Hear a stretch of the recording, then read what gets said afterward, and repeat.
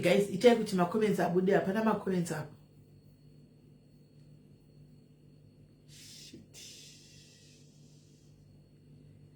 Ndakutodropa haisi kubudisa makomenzi plus ndafunga kuti kune audio ranoda kubvisa uku ndichisa uku. Ndite restart. Haisi kubudisa makomenzi. Ndite restart.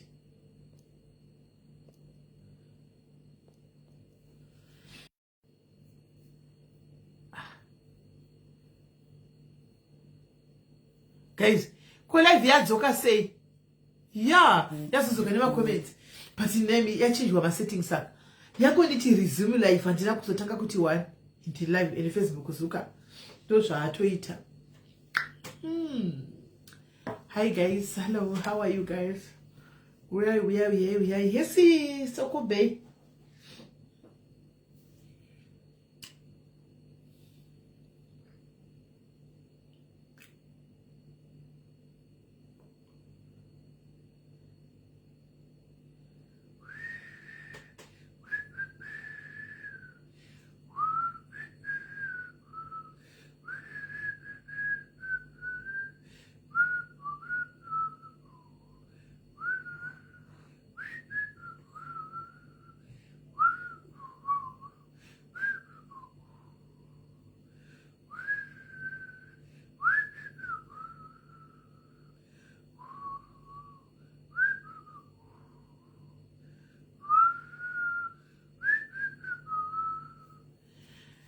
Hi guys, what say? Yes, Irene. Yes, Kani Gules, what say? Kanisha, how are you? Patty, she say. Hi daddy, good evening, how are you? I want to get you on a determined. What I want to. Hi Nove. How are you? As ndakasikonas. Asunosinonoka. Rudoka njuta zviri sei. Dai vamwe kaistega vamwe fambai tusvike pa 3y. Toda kuita nyaya.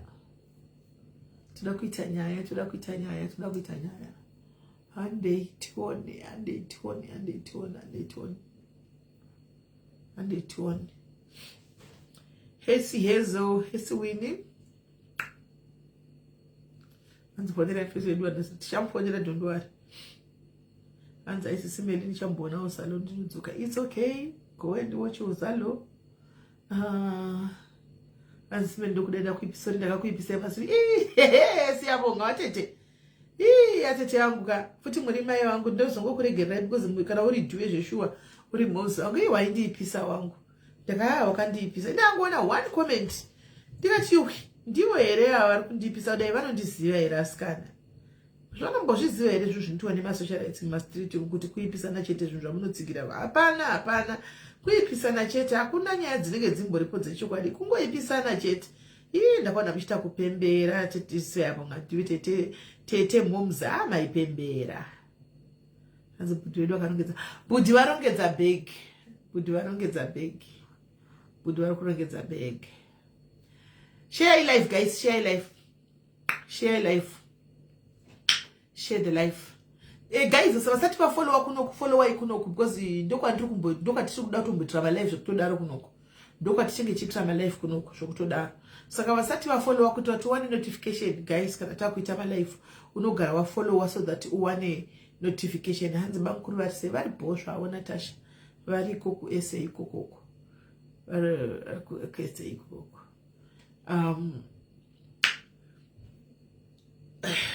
Let's go pathways. How are you today? Hansi Butler. Butler namba dzake dzakaenda foni imwe ine manamba Butler waya yakangodzima. Iri kuramba kugadzirika foni yacho saka ndakatongoita give up. Yes, my Tanaka waya but say. How are you doing?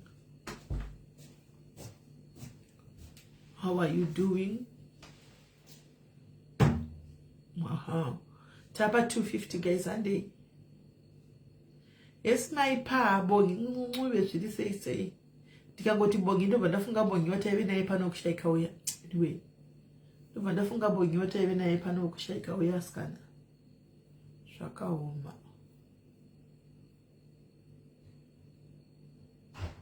Hanzi gose musingatsamwe munhu akakutaurai matozviziva. Unozati kutsamwa kune labor black lips, kutsamwa kune labor. Ende kutsamwa kuriko kune labor, unozati chinja unotsamwira chinja unozati chichokwadi. Saka zvinoitika mumastiti kungoipisana, saka unongotarisa ungoseka ungodarika. Ndokuti ndozati ndogame racho repa social media. Handona kana especially kana mukataka kutukana paya hakuna munhu anombokutuka kuti ende black lips wakanaka ende une lips akanaka, hakuna munhu anombokudaro. Handinoona anototsvaga pekukutuka napo chero asingakuzivi chaiko. Musati mambosangana ndokudza kuti kushata zimino maziromo apa akuzivi. Handinoona saka igame rekungoipisana pa social media.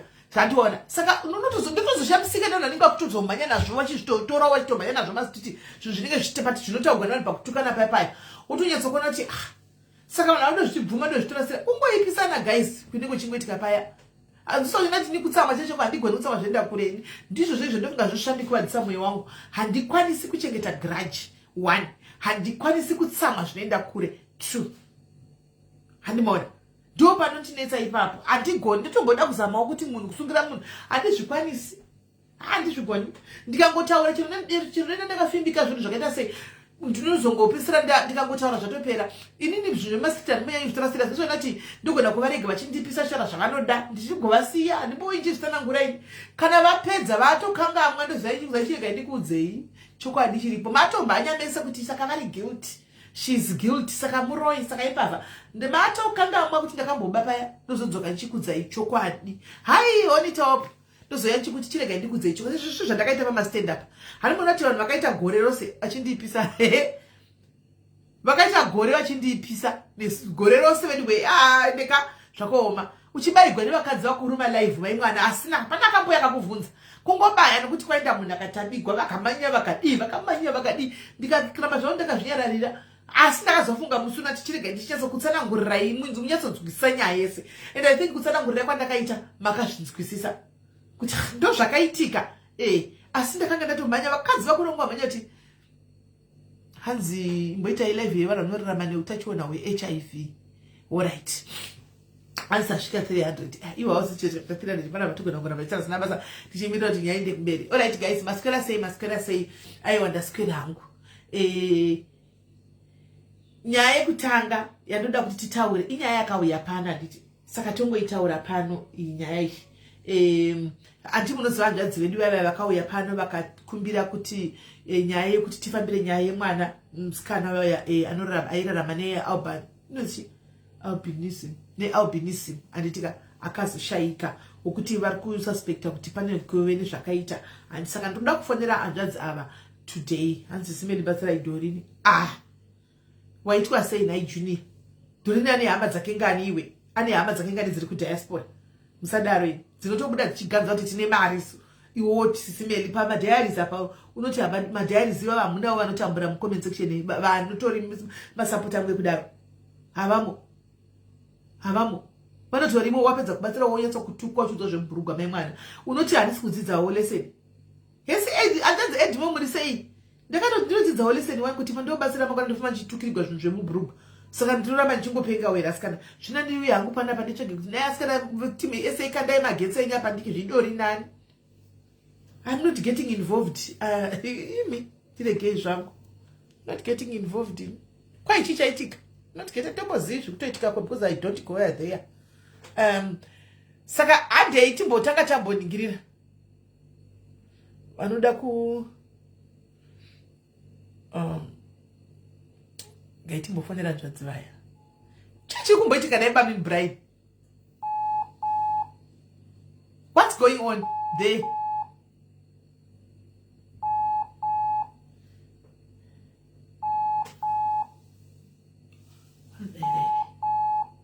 Tichasvika kwese koko guys, mbomirai kundimhanya nenhiri, mbomirai kumhanya neushu nekundibvunza zviri kumberi avasi kudaira.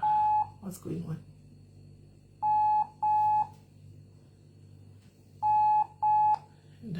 Because handidi kuita makuhwa munoona, handidi kuita makuhwa ina musati nyaya dzinozifambira. Sandine ndichida kuti munhu aripo tichitaura nyaya dzandimunoona. Kaiti try futi inga iri kupinda wani. Kaiti musiya.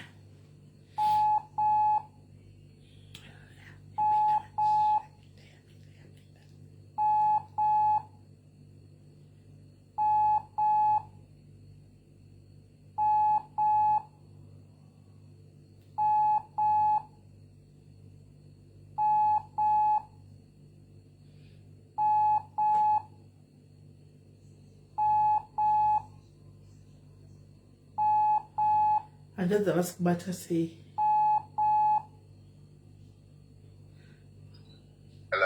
Hello, hanzvadzi makadiko?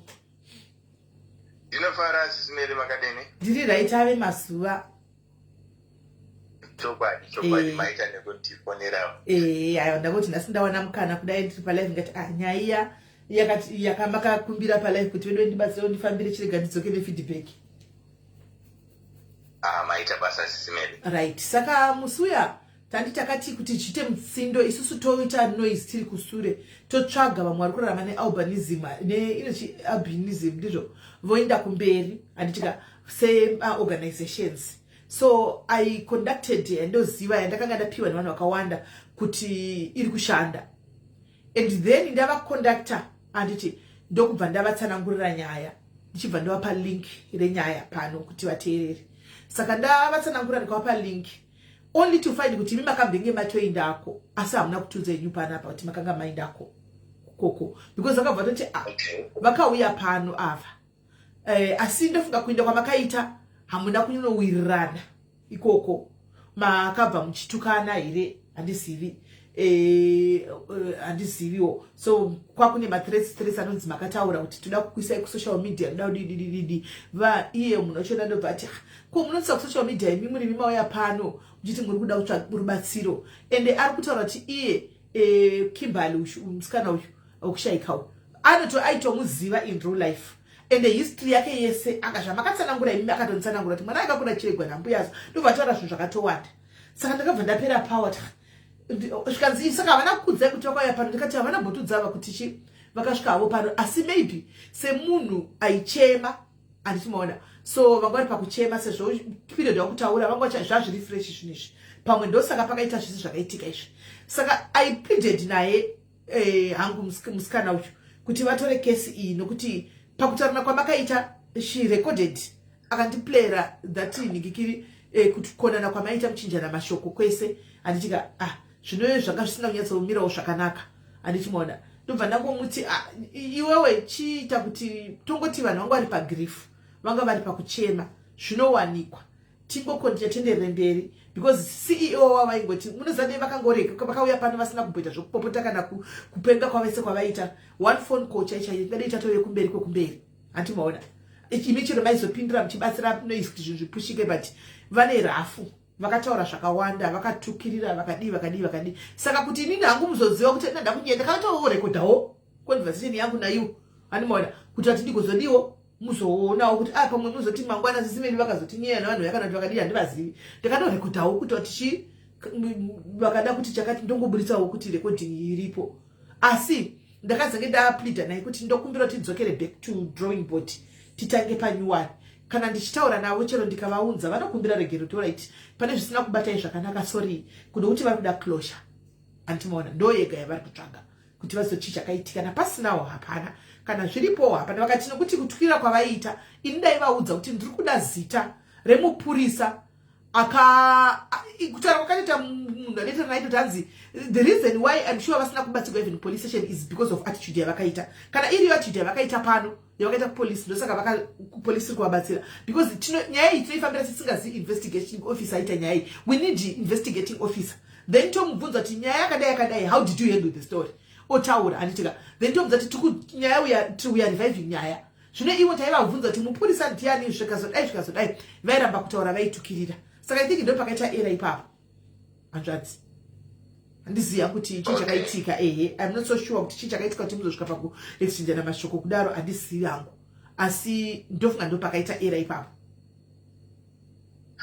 Okay Sisimeli, I think nyaya yamuri kutaura ka pakatanga nyaya yes pane organizations akati kuti atakataura nawo, but one of them yatinozoti maybe takaexchangeana mashoko this lady haana kutidaira zvakanaka. Chekutanga chechipiri munhu airatidza kuti akanga akabatikana nezvimwe zvinenge zviri nani. So isusu we were surprised now kuti when you are presenting yourself as an organization inomiririra vanhu vane albinism, why is it that when we presented a case like this and then you takafanana sisimele kupa imenzaniso kuti imimi marowa handiti then moenda kunomang'ara nyaya yenyu kukamba munhu akurovai imimi munhu anenge akurovai because atukukurirai then imimi mukaudzwa kunzi endai munobata John muuye naye kuno kukamba timusunge zvinenge zvichireva zvinhu zvakafanana neizvozvo ndangopa as an example. So ndo zvakafanana nekuti response yatakapuwa isusu tafonawo organization handiti kandi zvatinenge takatarisira kuti this is an organization iri kudhira nechekuita nevanhu vane albinism. Then it was the manner in which she responded, because I spoke to a man where imwe inonzi Albino Trust. That man was very helpful. Atinagonisana nawo later on after this lady tataura naye. Just hold on. Oh, Sisimeli. Hello. You know what? You know what vanhu vari kumaoffices umu vanoshandira albinism, association of the blind, what, like all those things, people living with a disability. Inini ndine hanzvadzi yangu iri blind, the brother who comes after me. Unototi titori tese unotoona motikari ndiri kuti this car yakazi cancel for the blind. Obva atoti obva ati ndeipi shamwari? Zvikazi ndeipi? Zvikazi ndinokubvunzawo pane zvandinoda kubvunza zvikazi aiwa hatina rubatsiro. Uye akati hanzvadzi yangu ikati iwe uri kunondibatsira neiko? Ndowakambondirera here inini udondibatsira? Hatina rubatsiro. Ndinobvunza kuti pane this man waishanda kuBulawayo, do you know him? You see how people react to this. They become so comfortable in these organizations. So if a story arises that concerns where they are, who they are representing, they get so annoyed. It's like this is what actually happened. But the reason why this man behaved like this, the other place is like unoenda naye muoffice uri blind osvika munhu wani une ziso wani ndiye uri kuhead department iroro. One ziso rinomuendesa kuma-blind people, one rinomuendesa uri normal. Saka when they are talking like todawo cane yekushandisa kuti tione kufamba, iye hainidi because ziso wani rake rinomuratidza. Saka munoziva here Simeni pane musikana wakafona ari kuSouth Africa achifonera futi achibva futi kudepartment yealbinism. Ndakasvika ndikamubvunza kuti do you live with this condition? Akati yes. Ndikati ndaona time yawatora pakesi. You get what I mean? Saka actually those people kuHarare ukoka vakatiite anti Simeni. Iyo vari kutochema nemi, iyo vari kuti imi ndimi dambudziko guru chaiko. Sisimeli Sisimeli kudai isusu vakati takabatikana navo handiti. Patakakutaurirai nyaya yedu isusu ka. We could have mentioned them, but they are not the subject of the matter. It's total closure case. But my sister, remember, as much as we want closure, Anitika, ava vanhu vane ndova association akamirira zvevanhu vanorarama nealbinism handiti. Saka ivo atina kutombovainclude pakesi yenyu because takatoona kuti we were mistreated somewhere. But we need them now. We need them now because those people mistreated us. It's a misrepresentation of information. Until my organization somebody had. Then takazoti maskati manje. This man called and he was very kind. Vafunga manje kuti ava vanhu tavami street because musikana uyu wakataura nesu in front of others because vaiti vanga vane meeting or of some sort. Ndofunga vakadebata kuti honestly the way you responded to these people it was not like even professional. Musikana yeye wakatituka. Saka ivo munoziva kuti muZimbabwe muno musimeni muri kuUK I've been working in Namibia all my time. Saka pane nyika soga dzinokoshesa human rights. Zimbabwe unotoita sekungova uri mombe yapinda mumunda when you need help. Saka inini ndisina kuzvijaira I get agitated as well kuti why for on earth inini I am coming with my problem, you ambush me kana kuti unotoda kuti inini I should lick your feet for inini pakadaro help iyo yogara hako nayo. Because you don't, already I'm desperate because the problem that I'm having already is tormenting us. Then iwe wakumbo expect for us to lick your feet. Asi ori babasa. Instead of asking, it's very unfortunate, that was bad. Okay, nye kamira say, okay, saka zviripa kuti kudini, imimi sisimeni mwakambo shupika na ere nyai. Anditi mwakatozwa kuti these are people but kwete kuti imimi uri grief, uri kuto griefer. Then you come for help, munhu otanga kukutaurira kuti saka rubatsiro rwauri kuda kuno kwatina mari dzinosenza izvozvo. Takuti atisi kutomboda mari, atina maloyana, tikati aiwa. Zimelika kuti titombokutaurirai how we were treated ka. On its own. Asisi tinoda kuti tigadzirise mezvo kuti makatotukana izvozvo zvazvisina makatukana andichiga. Hatina kutombotukana antimeli. We are really feeling victimized. This is takaisiya nyaya because hatina kana kumbovatacha vanhu ivavo. Because takatoona kuti these people they are not the subject of the matter. And we really felt it was unfortunate. Sisinelika, zvatinofila nezvavakatiita vanhu avaka. It's a story on its own. Zvekutoti isusuka kana varivo vanhu avaka who can help us ngaireste kesi. Kuona kwangu, that's according to me. Because apana, this lady from South Africa, she is representing the same group. But ndakasvika ndikamubvunza inini. Ndikati iwe, compassion yeuinayo nekuita like empathize or kuita nekuda kunyatsa kuti she was very kind to us and akati I know all the stigma. Saka this is an organization that is bullying.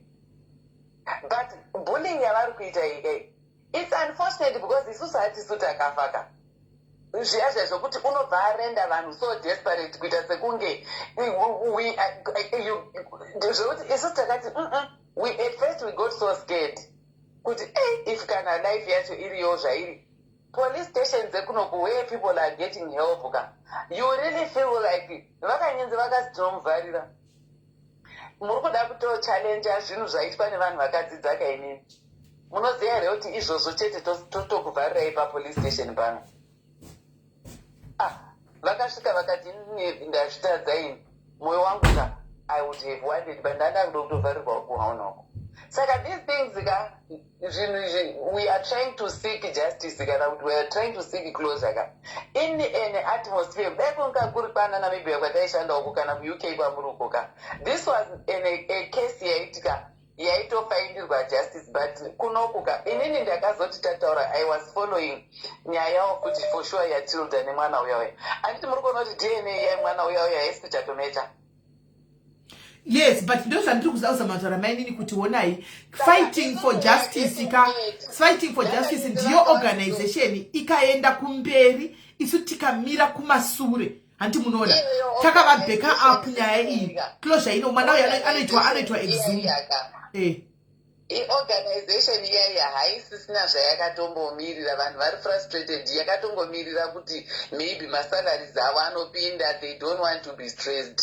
Vanhu vaya isusuka takatonyatsa kuona kuti we are like a cockroach in a cup of milk.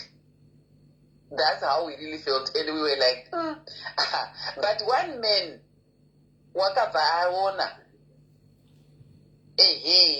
wakabva ati inini ndafunga kuti ka you need professional help for sure. It's unfortunate what happened to you. Saka uyu munhu uri kutokutaurira izvozvo Simelika kwaari zvitori personal, ego yake ndiyo yakaafectika because isusu kudai zvanga zviri personal takazvikoshesa anti Sisimeli tingadaita we would have mentioned that to you but takatoona kuti isusu we cannot handle nyaya dzevanhu vane attitude kana vanhu vanomistreata vanhu vari pabasa. That one is a story for another day. Saka isatina kana but muri kuona kuti in responding to this case she is on our case. Ego yake ndio yaari kunidhila nayo apa. Zvekuti time yakaspenda iyoyo ani munoona kuti Sisimeli tiri kutokuresponderai because imwe ativhunza. Asi hatina kumboita subject of the matter. Yes, muna kuita zvino zvakatondishamisawo kuti pakanga pachipa makati patakataura kuti ngatisuggestei vano organizations mamuripo and the name kept popping up so many times. There is this organization because I don't think no organization is function of Zimbabwe. But kana riri functional ka riri kutoteme musoro wemunhu ka isusu is that we are not expected, but there is another lady she said inini ka because munoona musikana she's living with albinism, but vanopa madepartments akuhedwa nevanhu vari normal. A blind munhu unoona une maziso kana une one unohedha blind organization, usina kana albinism kana chii vanohedha maorganization aya. Saka some of them they are just raw. But this lady uri kuSouth Africa wakatofona, she took her time. This is where I'm working in my researches. I'm really into these cases and what, because she is taking it. She knows. So is she helping you then? Let me ask that question. Is she helping you? Wakangoti chete, I'm asking to know story yenyu ndaona story from Sisimeli. Asking kutaura kuti the way she was Sisimeli inini I'm professional. Handingati murwere wauyaka ndakadzidza. But imi manesi ndimi munotuka vanhu one. Imi manesi munotuka imi uya kuchipatara kudai wachidziva famba zvakanaka iwe. Ndinakupa sikini. I never trained. Andina kutrainera muZimbabwe nursing. Munomu when I am here, I don't work here. Because inini ndinosenza where we run for, where there is pulse, there is life. Ndakasenza inini in an environment that I committed to saving lives. And when I see the family, I know these people, they are compromised psychologically, intellectually, physically, and what? Because they are psychologically crippled. Ukaona mwana unoonza mai vake varwara kana mai vanonza mwana warwara, ziye kuti health yavo iri compromised. Ndakadzidza ndine BSc in nursing. Ndakadzidza paUniversity of Namibia. Handina chinesi chinoitwa munomita Sisimeli. I don't work like this because there's a do that in the UK. In the UK uchipinda kuchipatara, uchipinda bank, uchipinda everywhere. Unotanga kusangana ne notice board. Iri kutaura kuti we are a zero tolerance to bullying or to harsh words. Yes. If you put all harsh words to people, what we will not save you. But manesi munochuka zvenyu, nesi. Aiwa, inini handina kungoshanda muZimbabwe Sisimeli. Inini profile yangu, I did my nursing. I have BS nursing from Namibia, University of Namibia. Havana nhamo yekuti vanotuke patient. And inini basa rachoka. Like when I came here, I was like, I'm not going to work because I didn't put a spare zone because inenge yatotagofoka, you work with people who are so used to cruelty. Then even the way going to please Msadaro, you are a misfit. Going to work becomes a stress to you. I can't work in this environment, Sisimeli, to be honest. Because here nursing is something else. Saka, this is why I'm saying, even in my offices, organizations, empathy. Saka, this is like the problem. It's also, we are like, Zaramba, Mwana, you go. We tried our best to seek like justice for her. But Marita Yoga, one day, Vano Spanish knows on way to go for whoever can apane mununeru ogoga. Maria Havana is not a god, he's a god who never sleeps no. Because even right now, even if you want to seclude the organizations, we still need details of police station. We still need details. You get what I'm saying? So that we understand what Chakafamba say. And Aka investigate or papi. Tinyatsodzwisisa antika so that patinotaga kuti anoiza sanzi makanga mchizivene zvekesi makambenge mabvunza here antimaona. So it's I to ask you murikona zviri kuitika kukesi ya this child princess what's your take about how people are doing things in Zimbabwe for real? Kuna zvakawanda zvekuitika kuZimbabwe. Vanochema ende kana vakuchema moyo tinobatwa moyo, but who is doing azvisi kufamba nei for all these years? What's going on? Saka it's also when we are tackling this, we get so scared as well, especially when we were traumatized by vanhu veku-organization E. It's also when we engaged yoga, atina kuda kuvabata sisimeni because takaona istadirei kukubruze vanhu. We don't need to bruise people with the way they are working because that is not our focus. We were just unfortunate kungoenda mumaoko evanhu soka vakati traumatize ende ipopo takarwadziwa because zvinhu izvi zvanga zvine kana less than a week zvaitika. Imimi saka mune tori nemadetails emupurisa akaita nyaya here? Madetails emupurisa akaita nyaya we can get them. It's also as a family we can get them, but it's also kuti tikwanise kuite kufambire zveego yevanhu veorganization iyi ka munoziva zviya zvokuti kana mupurisa unokwanisa kuti kana uchauya nemumaoko angu toda kuona kuti unobuda nepapi unoda drivers license VID unokwanisa kutaura kuti kana uchada kupinda nemumaoko angu toona ukaitora license yako iyoyo. Saka this is the case kana zvatomire vanhu vealbinism kuti mazino avo atovhurire kutoda kutotimedza isusu tiri kutotsvagawo nyaya yedu. It's become so complicated. Inini hangu if I were at work patient yese ndinoitreata like munhu ichaita kuti auye iyoyo patient organization yavakandipa iyo yamyuka iyana ndatopiwa navanhu vakawanda ndo organization yatingi iri kufunctiona muZimbabwe but vari kutaura kuti services dziriko hadzina kumira mushe vakatupa kana ichiita nice kune vamwe vanhu ka isusu yakatotipe mazino anga ari ready to bite us. Saka we really felt takashupika because we were like hopeless for quite some time. Tati zviya zvoti unoda kutoendesa nyaya yako munhu ototanga kukutuka kutaura kuti ototanga nekukutaura kuti hatina mari dzemaloya dzinoshanda izvo.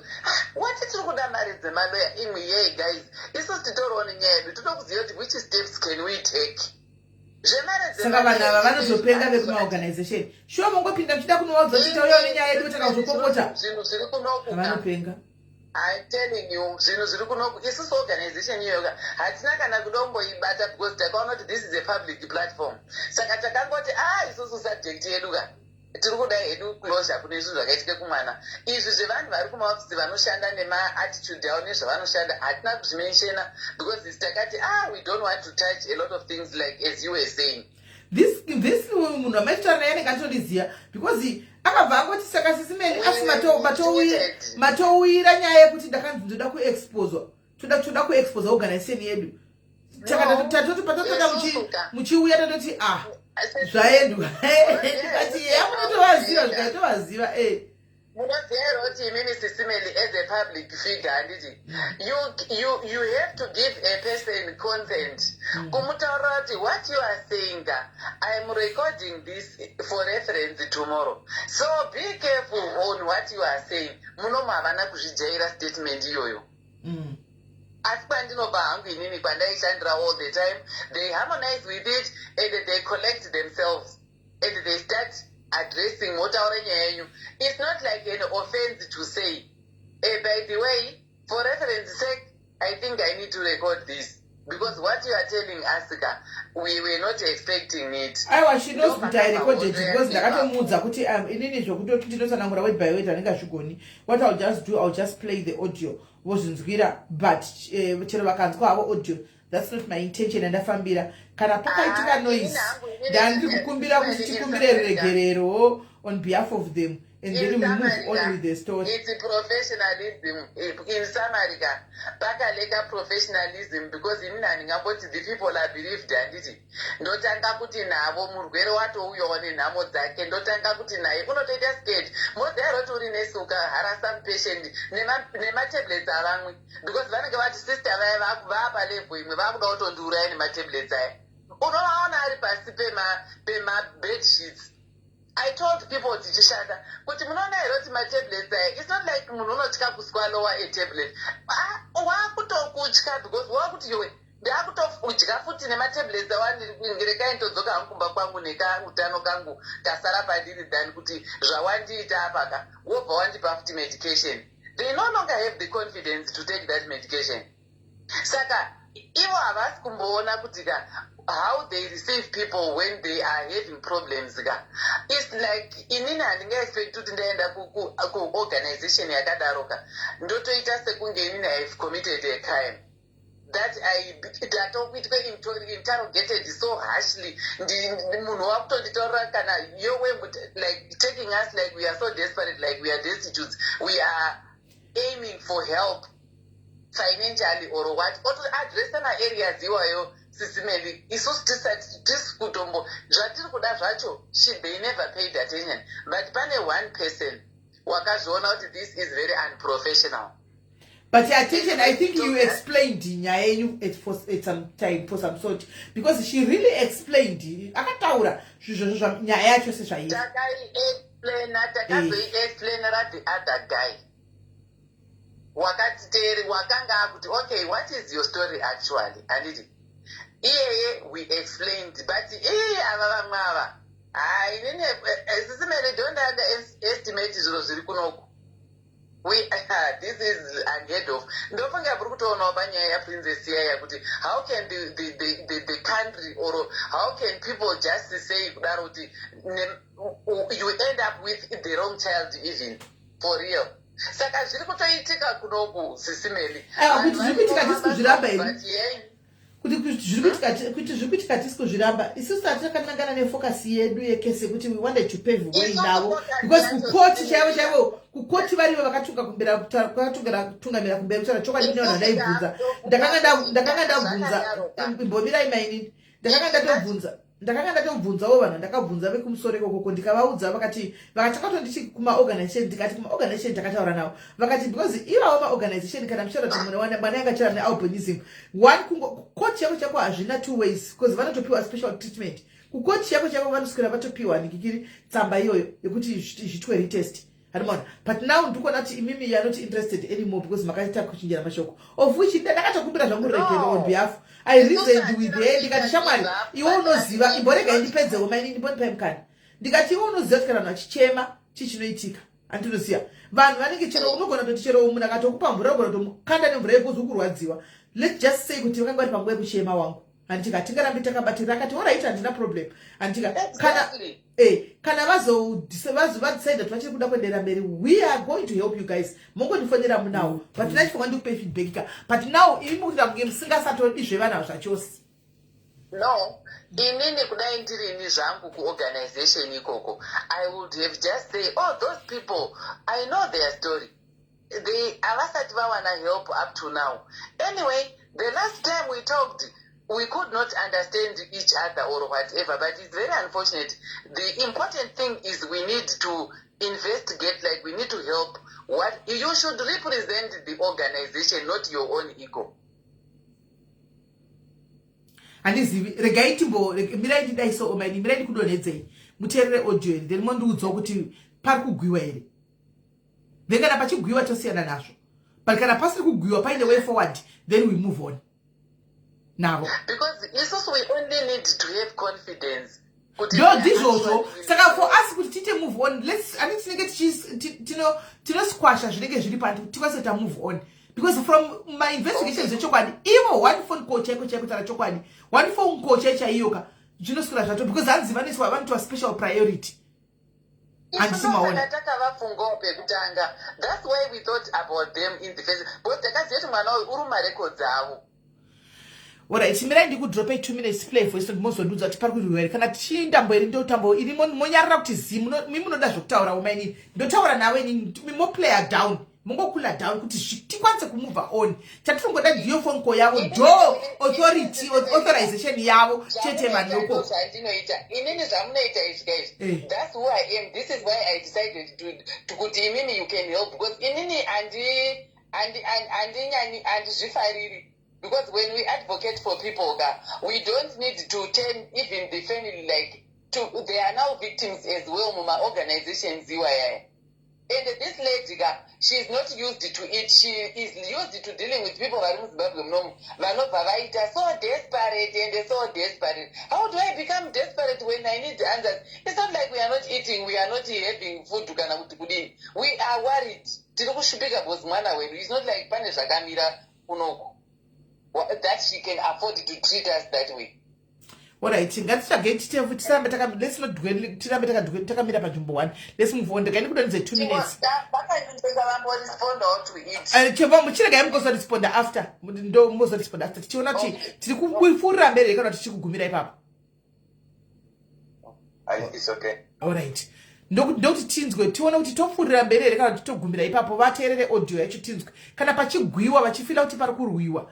Then tosiyana navo ava vacho. Vema uyacho.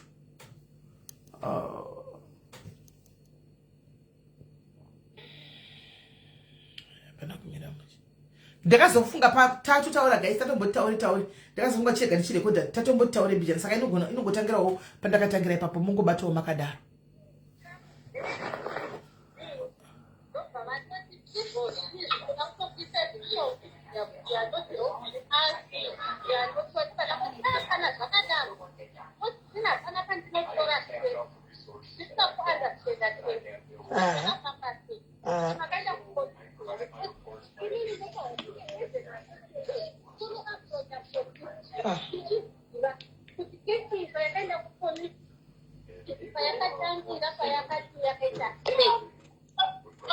Yeah.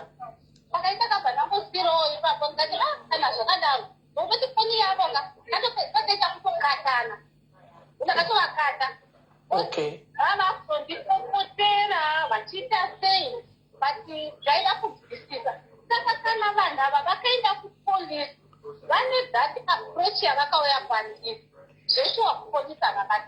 Okay.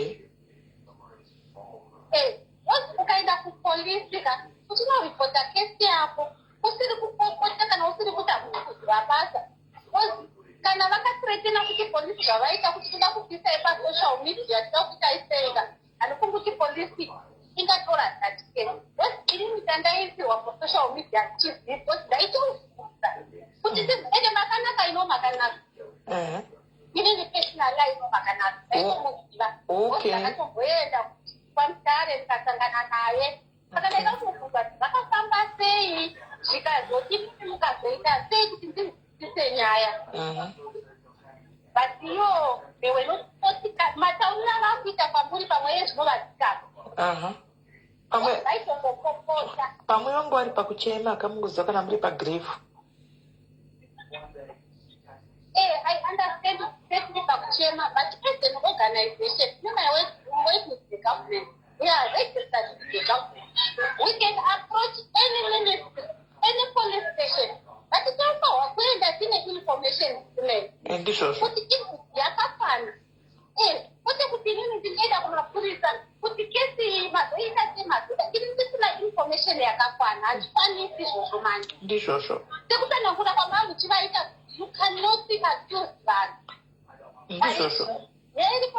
Imwe 1 second opinion yokuti mukufungidzira kuti mwana wenyu osimotem yakaitwai 1 second opinion zvokuti inini as an organization it was just a phone call kumapurisa kuti nhai nyaya yakadai kuti and last day then ndozwa kumapurisa but inini nemaparents because takatizopesa tatimuofisi tatine meeting ikatopedzira ndatoisa palaud ikatoti ndakukuisa ipalaud kuti vamwe vese vari muofisi maidirector in everyone vanzonyailandakapasa nazvo chero mukatisa palaud chero mukaita sei akunokuzivisa kuti so how are we going to help them ndosaka nhasi nini pama muchibvunza imaorganization they never said kuti we approach them organization. Yes. Wozvangadai vakatokudza kuti aiwa we have already approached an organization.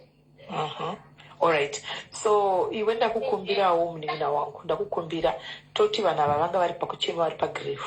Please can you have our back. Tinenge tiripo 100% behind you. But we just want you say organization inoita inomirira vamwe venyaya. Imi muchitungamira kumbere. Take the case please, I beg you. Tongoti vanga vari pakuchema, vanga vari pagrave maybe because remember zviri kunzi zvakaitika manje mwedzi woyu wapfuura uyu. Saka tongoti vachiri disturbed zvekudaro. Yes, I understand. And I'm not aware. What if this is no longer making I'm just a quick manager. I can also my director. And my director was there. I saka chinzi vakauya kwatiri yatova yekuti takutogara pasi hapana chakacho ona kuti tingaihendla sei because inini ndadaenda kavabatsira but the way yavakaita ikazopesera onaisa panauzi kuti the whole office inzwe nyaya yacho saka yatova kutoti director ndiatova nesei ivo vauya vachida totaura nyaya yavo kana vachizikama hatimukona anoenda yakuziva personally chaitenda chomuziva okay otoya kwatiri kuti aiwa payapayaka utaichema but let's sit down ndizvozvo totangira papi ivo vachitaura nyaya yavo chaite tozvati vakafamba danho iri neiri isisi as an organization kupolisi kwacho kwakaonani vakaonani ozitovakuona akataurwa naye kupolisi yes ndizvozvo inini nyaya iyi pakasvika nyaya iyi vakaihendla sei vakaita sei hatimaona aokutati pavakaenda mapatologi vakataura nani tochitaura namapatologi vanava pavakauya nyaya iyi vakaihendla sei vosaichida kubva masaisi ese then we push from there ndizvozvo right so information but hatina kuiwana information takatotanga kutotrete takatovafunga interesting me chandaita chief ndaitafokisa ipasocial media inini kuti hamuna munobatsira mauzvino but I know it's okay go ahead then noisa pasocial media and I'm sure kuti uipenya vana kutaura vakambotapo aiwa alright so inini chega ndizodzokera nditaure navo kana ndataura navo zvino zvavari kure vachauya sei ameno ndonzwa naivo then kana yes andizvona ndichifunga issue yekuti vanhu vese muri kutaura navo tisimeli them never take care of my life mwana uyu sekazira ndakaita akakura tichendeswa namupenzi ndizvozvo ndizvo vakataura kutikira apa they know nothing nezvemwana echindisana kuya vatini madziranda hatimurikuona ndizvozvo ngatitore nyaya sezvairi tobatsirana sezvairi tisina munhu wataakuza kandanzova kutaura kuti he pamba pacho pakadai nenyaya yealbinism hatinei nezveka I think inenge yapera.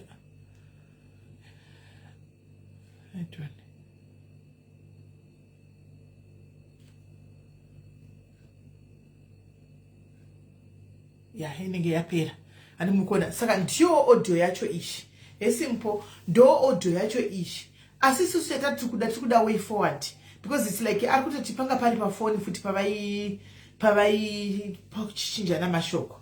Anditi saka I believe kuti andisi kuziva vakatika manje ivo it's like havasi kutoda andisivi havasi kutoda ndo pari kunetsa vari kuti kune initially vari kuisa nyaya yavo chimbomirai guys ndiri kudzoka bheki kwamuri vari kuisa nyaya yavo chimbomirai I'm coming back to you nhasi tovata pano itai mbicha masters guys kuti ndiite live hamuna ndizvo zvani feeling exhausted because hamukandiwo kana live kana masters mukaenda muchiisa masters ndogona kugara pano handiti munoona itai kana masters apa hallo hanzvadzi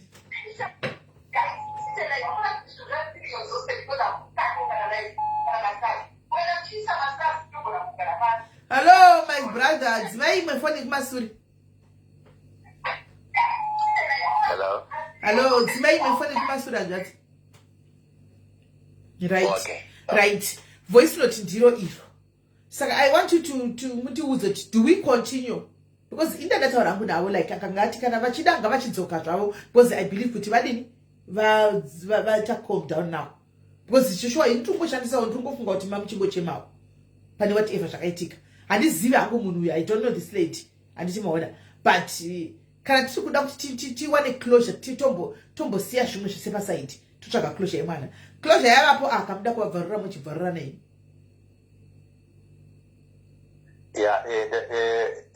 sesimele chekutangaga chandaona ndandakateerera audio iyo kai hello yes ndakateerera muri kunditeerera chekutanga chendiri kuona panaretwa nyaya iyo namai vanga vachitaura avo ndofunga ndove association of Zimbabwe Association of Albinism handitika ndo munhu atakatanga kufonera ende tamafonera ndoda kuti mungonzwa nyaya iyi chekutanga chekuti takafona kekutanga havana kutidayira tikafona kechipiri havana kutidayira patakazofona kechitatu ndo pavakatidayira vakati ndiri meeting tikazofona ndofunga kechi4 because kechi3 vakati ndiri painternational call muri kunzwa ere sisimeni tazofona kechi4 ndo pavakatidayira muri kunzwa vatidayiraka takada kuedza kutaura navo nyaya ndofunga mai Kanyenzi vakusanangurirai hatina kutanga nekungotukana nevanhu hatisiri vanhu vakadaro ndofunga tingadai takatotanga kutukana nemi kana tingori vanhu vanotanga kungotukana nevanhu so mabvunzo wandakuda kutopindura wokuti muri kufunga kuti tokontinya nenyaya iyi here maonero angu tetemeli pari kuuya dead end yeduka ndepekuti pari kulokera ndepekuti isusuka hatingakwanisi kuti tive neconfidence netrust neassociation iri kuda kumiririra because vanhu vane albinism kana ine vanhu vakaita samai ava vabva kutaura muaudio ichi nekuti chekutanga sisimeli isusuka handisu takafounda that association yagara iripo kuuya kwedu nenyaya kwavari vaifanira kutambira nyaya sezvairi nekuti atadzirwa is part of their member ane condition yealbinism kareka yedu mawiri ataita nenyaya matauriro edu handifungi kuti kana iri association chaiyo iri kumiririra zvido zvevanhu vaifanira kunge ego isiriyo yanyanya kukura yekuti ndo yakashaishirwa but kuadressa maissues evanhu because manzwa sisimeli vataura vega muaudio kuti she knows makanaka personally makanaka was a good child she was doing well excelling mune zvaise zvaanga achiita akatomborepresenta district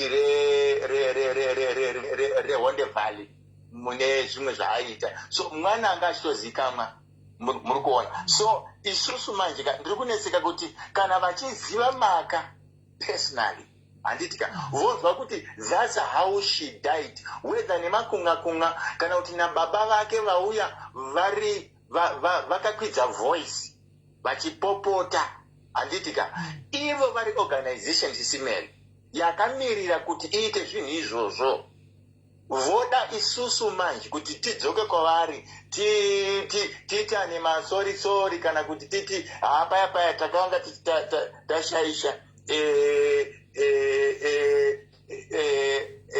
ndiri kufunga kuti inini ka handifungi kuti chinenge chiri chinhu chakanaka kuti tingati nyaya iyi tingaikontinya ka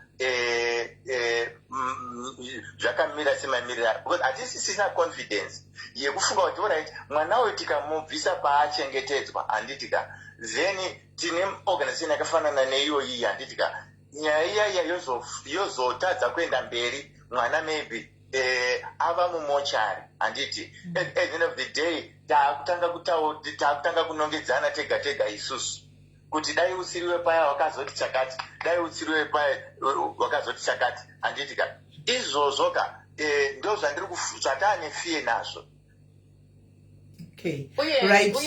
uye simeli zvaari kutaura about how maka was raised we told you kuti mamirira zvakaita yes you said it iye unotofunga kuti ka it's like I don't know. It's just we are just like we are worried about Maga, but we have to take care again of the other people living with this condition. Like it is, I have them after the senior makanaka vakazara ku inbox. Ndinotopa ngokutoya vakatokumbira live yavo vanakura mana albinism kuti tinosangana zvakawanda sisi taitoshaya kuti semusingambo titsvagiwo titaure toda kumboya titaure ma challenge atinosangana kuti navo panapa part of us want to rest this case, but part of us we are like, even if we don't talk about it, but if vanavaga zvinodetserei kuti isusu can we not really seek justice? What happened to this girl? Then from the alright, ngatiite so let's cut the long story short mani chidi chagira ceremony ra OC aita nyaya yoyo investigating officer aita nyaya yoyo Smelika, the investigating officer did not the information from vari kumba. So the portrait was raised kubatika, I think vari check service. Okay. So and the consequent information is but in the kangenda one and chat mugarimi nai. Yes, I think she depends ngenda taura na investigating officer do here kuti story yacho yakahendwa say what really happened and can he assist us kuti nditaure na OC wepa ipapo anditika pa police station ipapo in terms of so that we apana investigating officer because when they are trying to report this case they are turned back. Huh? Problem iri kuitika ka yatiri kuuya kwamuri nayo ka ndeye kuti each time they go trying to, because the father went soon after burial vakaenda ku police station and was like inini I have come pakafamba kanje ndakanyora mapepa pakafamba makamupurisa kanyora mapepa ndiani apana wakanyora mapepa vese apana wakavaopenera because this is why we are talking to you ka kuti isusu when we thought kuti they can write something like ivo vanoti mimi you are trying to dispute postmortem yevanhu aiwa pakashaika maka anti maka mwana munhu panoshaika leti mapurisa havana chavakanyora havana anything chakaitika hapana mbaka akangovigwa kuchipatara akangoshakira kuchipatara akangotogwa akaenda hapana she passed on muhospital pari then vabva vaite routine postmortem as usual. Then the body was taken for burial. But after the burial, that's when the father was like, no, Zaitika Panapaka. All right. So she died in the hospital. All right, I get you. I thought maybe okay, yeah. Vaenda ku police station anditi. After burial. Ndipo panonzi ne police chimbotsoka ikuma pathologist ka. Muno explainerwa postmortem results. I am a postmortem results because I must go and specisisa. My brother went back to my pathologist. Ndoku vanotsanangurirwa. You know, then vatsanangurwa mukoma ndokubva wati but pane this information yatazowana after burial from my neighbors vari kuti we suspect kuti panogona kunge mwana uyu akaitirwa food poisoning because anga asingadiwi pakamentionwa even sisimeli nyaya yeabuse ndofunga ndakambozvimenshona ndofunga hamuna kuzvipika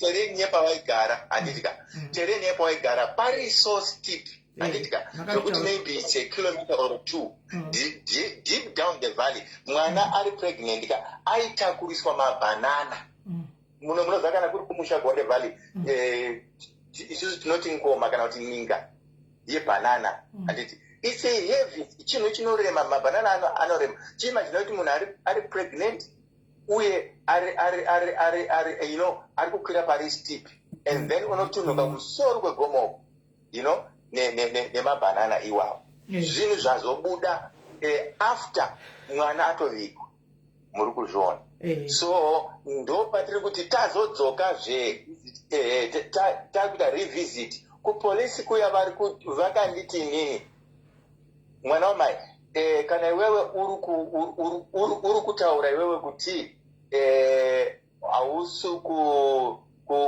kugutsikana nezvakaitika then zviri kureva kuti watone kesi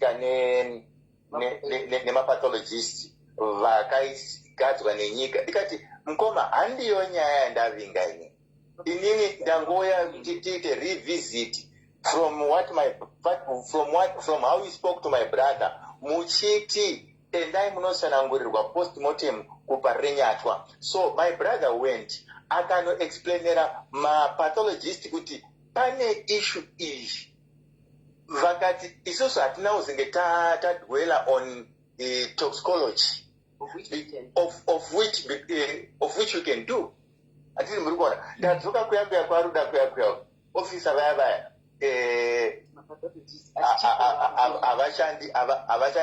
avashandi tambiri zvakanaka kuti mapathologist aite go ahead from the police, because mapathologist akati dzokai kumapurisa zvakare kuti process yenyu manje muchibatsirwa kuti zvinofamba sei kuti mutiunzire bhodhiyo.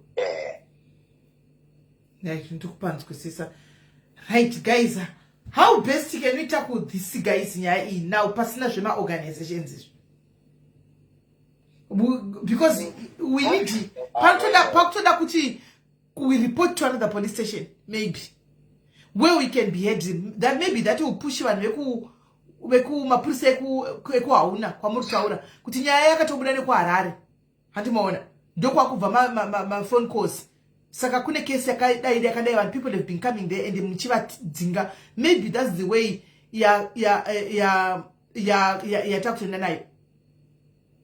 Because when this lady was like vanhu ivava family yeyikai ungotaura udaro handivo vakarera mwana and whatever, do you think even if usiri wakarera mwana uchiziva kuti there's a child out there whom you love but vana vanofanira kurerwa kana aonekwa kuti she's fine kuti anga ana mai vake to the mother's side, can that be an issue that we should keep quiet and leave it like that?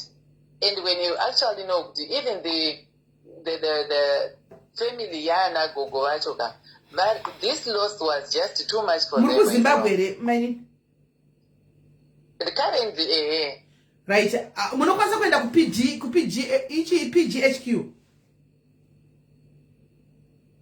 It's also in hangu personally my thing,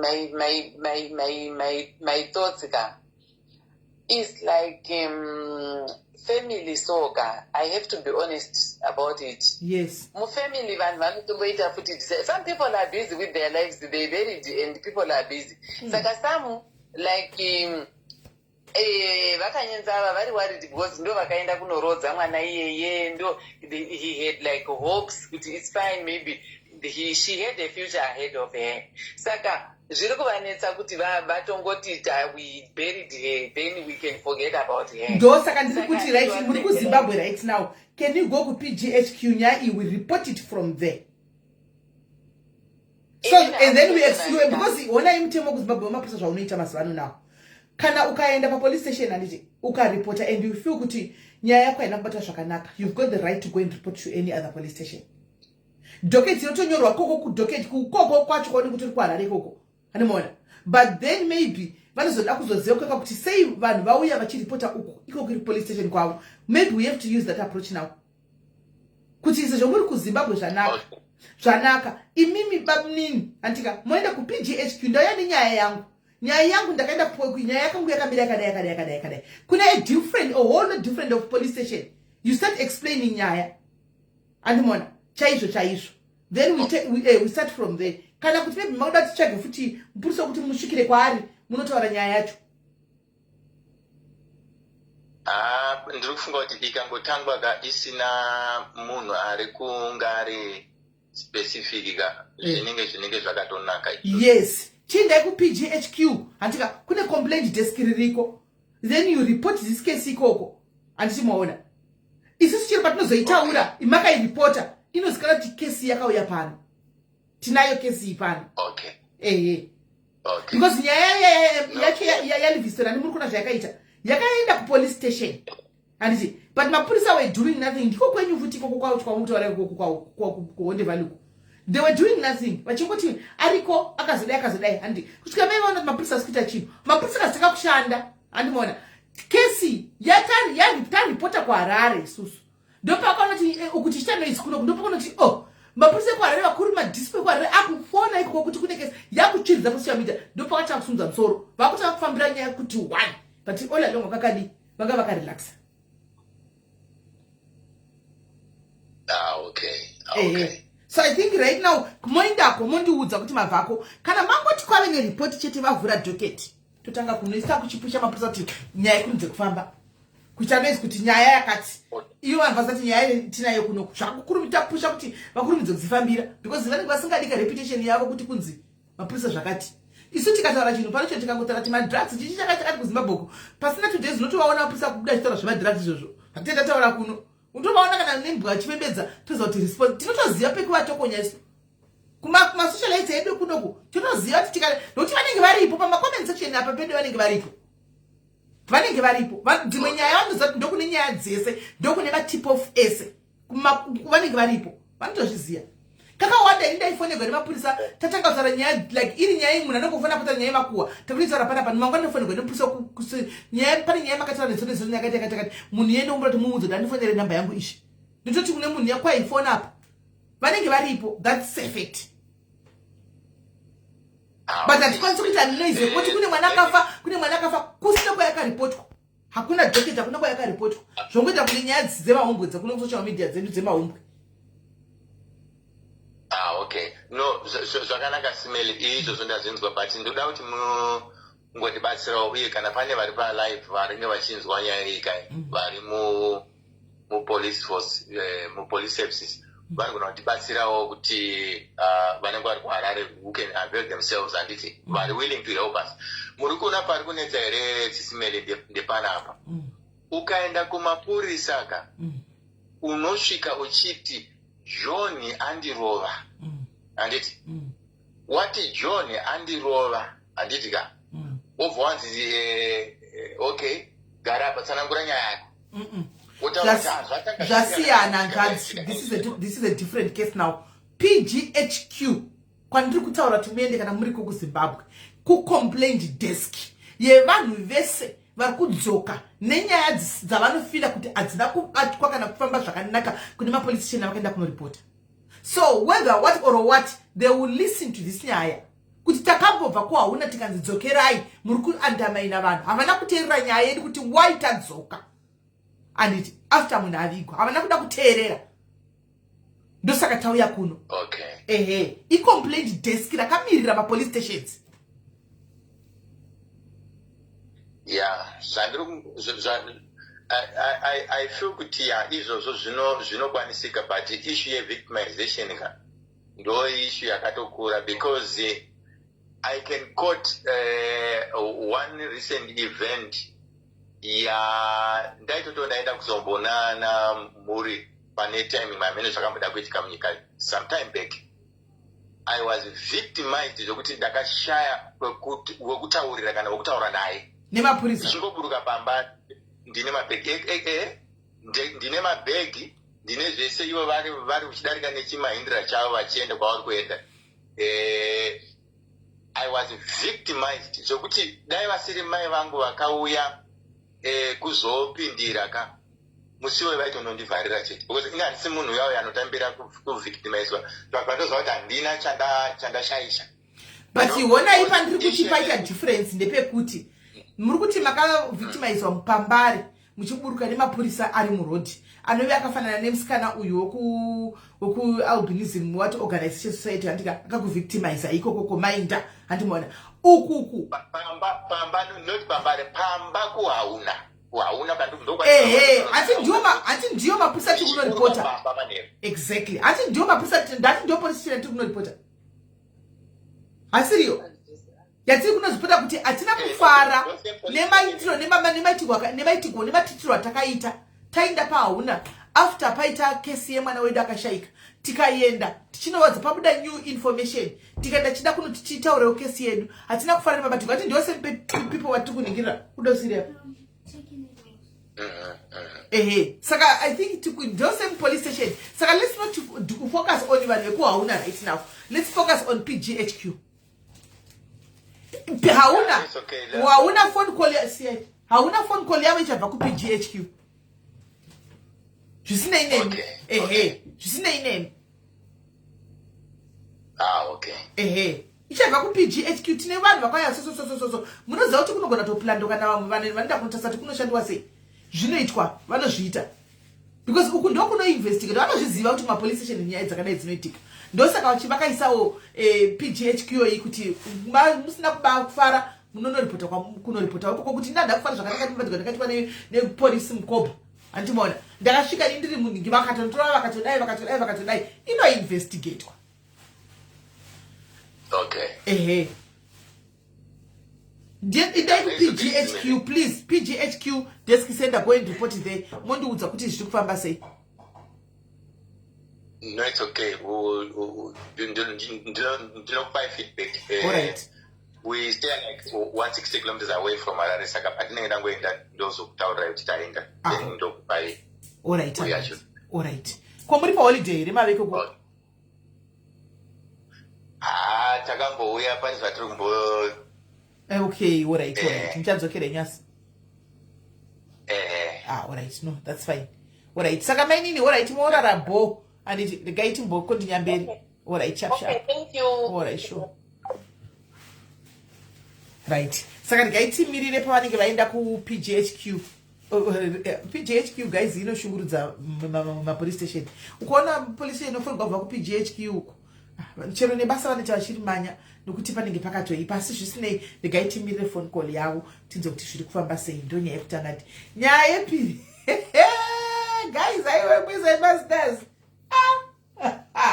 isai masters naini guys shiva mungandigarisa kungogara no star nochi misai masters hanzi reach out to Mami Valoi as well.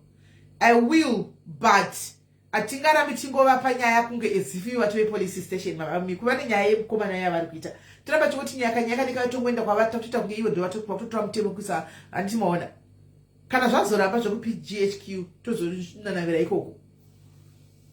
Thank you Morris. The masters understand guys. Say masters shosha makoya para every day mundo kutandadza ndakangogara mudai hamukandi master ndongoya mutikuenda gona ungondoona imino yangu yoyi naye ugara pano kuti mukane masters hamudukana master. Thank you Ruthi Mukanya. Hey guys, it's a master. Kuchaiwa muna nongoti 1000 pa 2-3 people nongoti 1000 kwai paita star party yo star party chiza dza star party tinde kumberi yayi inosetsa chinde kwanzi ndine yangu yandinetsawo Leo namba dzakapinwa apo saka ndombomirere kuenda kune baba timbotanga tadzwa dzivanhu vari kufona apo vari kunyora maminyaya dzavapo. Thank you Ruru ne masters kana yazara mondiudza. Yes, the guy wazadzenda nezuro plane ticket taanaro takatotenga nezuro vanaro tasarigwa problem tasarigwa nepekusvikira ndopatiri kutsvaga pekusvikira kana painane pekuvapawo vasitove nemari yekubhadhara rendi guys ane pekuvapawo kuti vasvikire kuya kwakanzi vasvike kuya kwachinja masambo. Saka tikukumbirawo kana paine bhudhi vechirume hanzvadzi yechirume wedu iripo panapa inogona ngova timboya ugare uchisota out your life please tiripo handitika kana muripo unokwanisawo kuti uvapewo just a room yekuti vagare chero hako panguva ino chero munhu wechikadzi uchikwanisa kuvapa room ave kuti vakwanise kugara please. But I would prefer down north guys. I would thank you my paida, thank you guys the masters, thank you guys all the stars, thank you kana yazara munduudze guys. I would prefer down north because down north uko van down north up north down north amati munoti ikoko ndo I would prefer kuti nokuti iko kune ma warehouse nemabasa akawanda kuhombe vanokurumidza kudi kuwana basa ikoko handichimaona and life yeko inenge irichi tanya newe tini chingokuziridzawo zveini kuti tiketi kuziridza kwapeni havangaindi kwapeni. Right guys, ndikutasa ku Scotland Emily kuti kure. I'm looking at ku Scotland I don't know hakuna zvakuzara maZimbabwe zvokudaro ku Scotland uko vanenge vanani vanenge vachaziva ku Scotland kure ukuchero ukanda kuti ndinoona 5 hours ku up north ku up north ikoko ku up north ikoko ku up north ikoko guys kutori nani and it's cheaper. Yes, ndokwanditsvanga ndichifungidzira inini saka Scotland kure guys, it's about 6 hours chaidzo kubva pano akure. Thank you doc ne masters guys. Kitai masters kana yazara star party mundudzi chikandeu zvemasters vedu isati yazara star party naimi sure ini zira rangu ndongati ndite zvokuti kana masters naimi guys uku apuno zikoko andimoona saka guys accommodation ndoyo tudai kutsvaka accommodation please.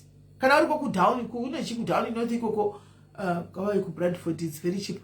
akwekusvikira and kwaiko zvino hazvina basa kuti kupanoenda kuko kwacho. Thank you murora wangu, how are you warova? Kwai kuno kuwozi, kuwozi kure kuwozi kure hanzi wobo mazimba kuScotland. But iko kuScotland vasina waonekwa vachitoziva kuko vanozobatsirwa nani kuno kwetisika tiso hama dzavo kuno kuti tinongozobatsirana navo. Kuna na Derby, Nottingham, Sheffield, Leeds ndizvo chaita izvo. Ndizvo. Thank you very much Shupika, thank you Nemasters. Thank you Nemasters. Azara here guys. Thank you Taira Noda Feli, love you too. Yazara here guys.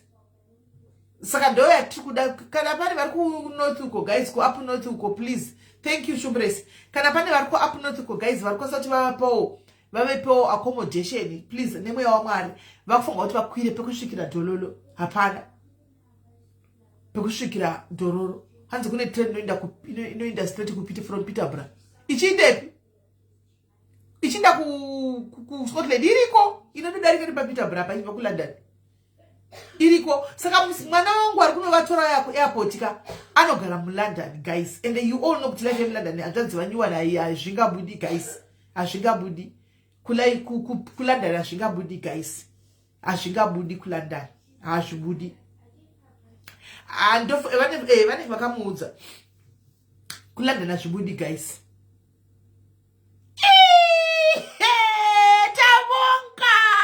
Guys, Tawonga imi 2,235 stars. Tawonga, thank you very much. Thank you very much Tawonga. Thank you Cecily. Painde pish.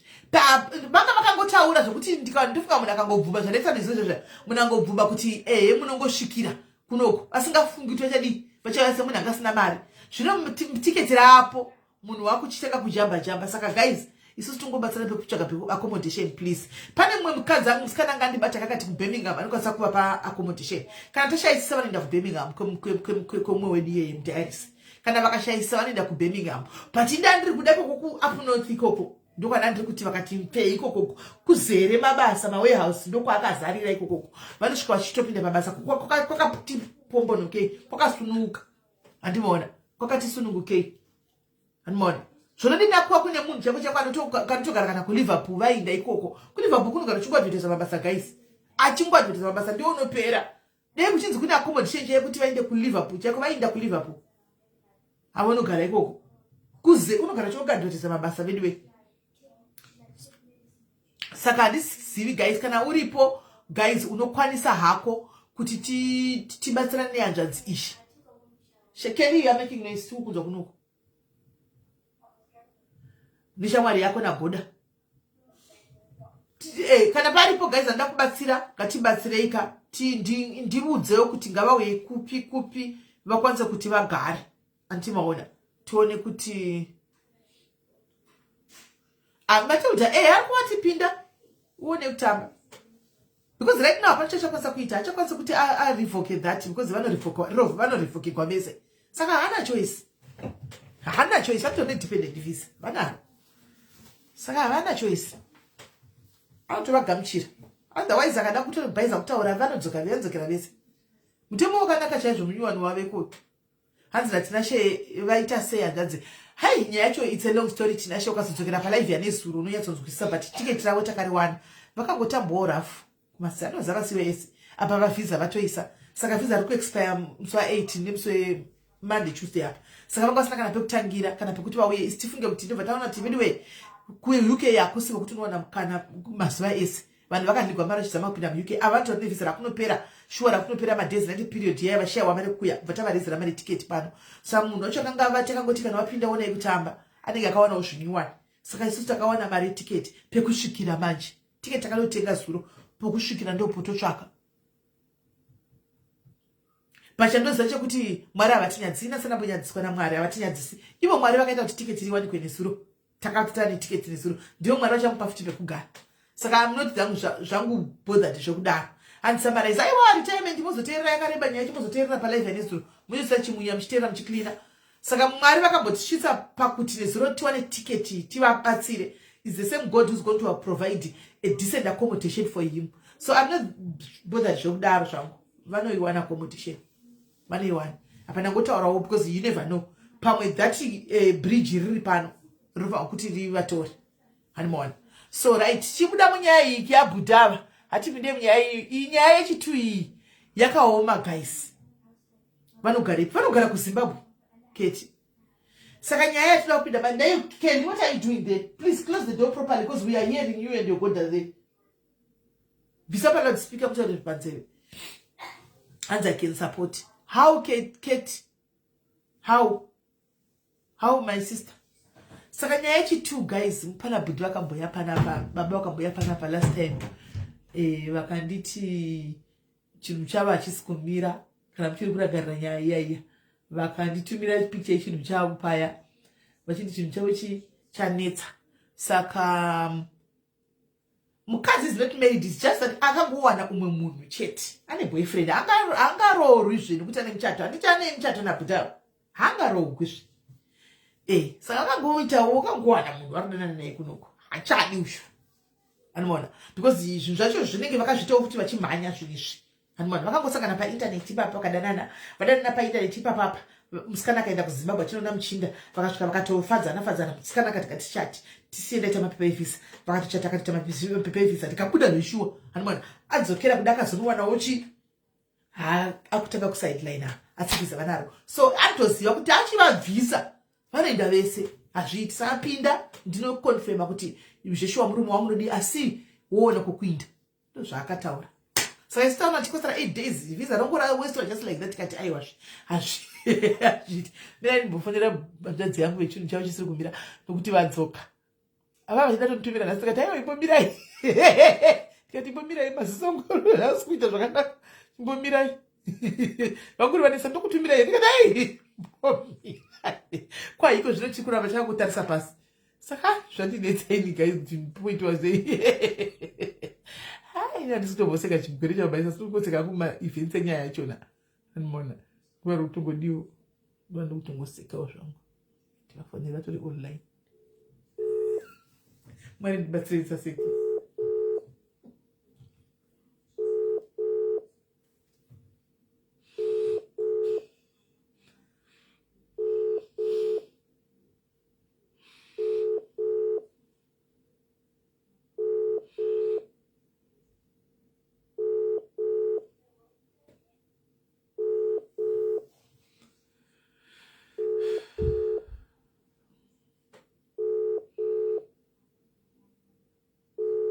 hachisi kwai chakatarisa pasi hanzvadzi yangu iyi tichiona soti online hanzvadzi yangu ikazvipengera zvayo tatitumire ndikati aitumirayi tokuwa masiso imbomirai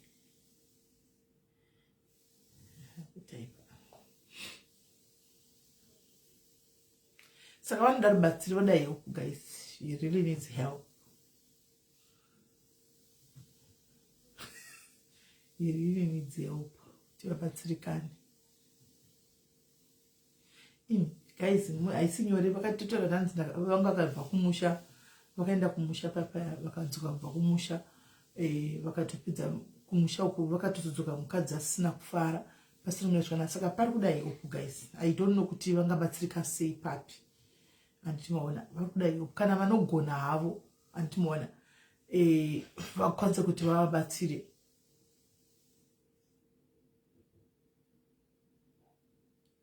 Ukandikwaipane andogara navo kombuda ikanditi budai pashizvi budai pashizvi